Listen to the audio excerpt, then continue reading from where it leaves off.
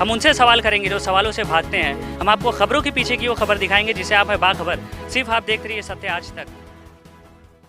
Policy اور ایک اصول بنانا چاہیے کہ ہمارے مسجدوں میں جو 65 سال کے اوپر ضعیف ہیں ان کو ہم روکے کم سے کم 1 جون کے پورے مہینے ختم ہونے تک، کیونکہ ان کے جسم میں امیونٹی کم ہو جاتی ہے. مختلف خدا نخواستہ اگر ان کو ڈائبٹک ہے، بیماریاں ہیں، تو باڈی میں وائرس سے مقابلہ کرنے کی طاقت کم ہو جاتی ہے. تو میں یہ اپیل کر رہا ہوں کہ 8 جون کو انشاءاللہ تو کھل جائیں گے، مگر کم سے کم جون کے ختم ہونے تک ہمارے جو 65 سال کے اوپر جو ضعیف افراد ہیں ان کو ہم سمجھائیں، ان سے ریکویسٹ کریں کہ کم سے کم جون کے ختم ہونے تک آپ تھوڑا مسجد کو مت جائیے، گھر میں نماز پڑھیے. جو نوجوان ہیں جو ذرا مسجدوں کو کم جاتے، اب وہ جا کر مسجد کو آباد رکھے.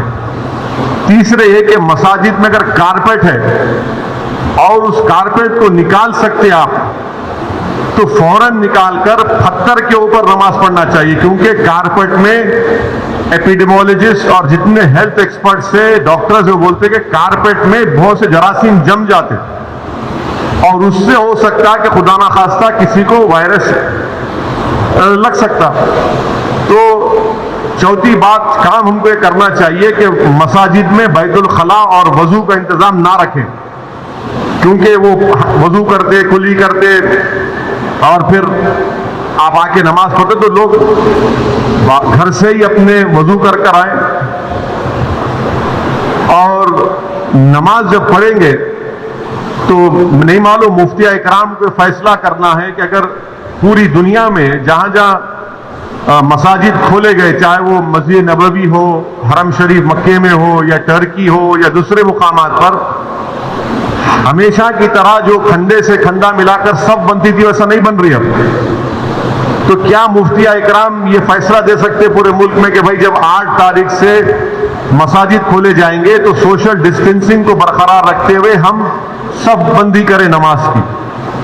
یہ ہمارے مفتیوں کو سوچنا پڑے گا کہ کتنا یہ کر سکتے کیا، کیونکہ مختلف ممالک میں ہو رہا ہے.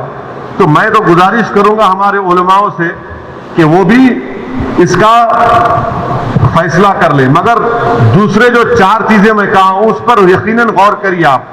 میں کسی سے نہیں کہہ رہا ہوں کہ مسجد کو مت جائیے، میں یہ کہہ رہا ہوں کہ آپ صحیح کہہ رہے ہیں کہ وائرس ابھی بڑھ رہا ہے، وائرس ختم نہیں ہوا ہے، وائرس بڑھ رہا ہے ابھی.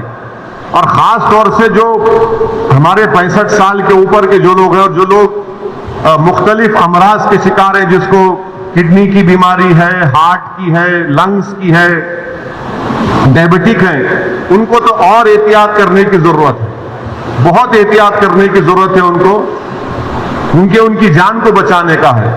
یقیناً ہم کو ایک روحانی اور قلبی سکون ملتا ہے جب ہم اللہ کے گھر میں جا کر سر و سجود ہوتے ہیں، مگر اسلام کی اہم تعلیمات بھی ہے کہ جان بچائیے.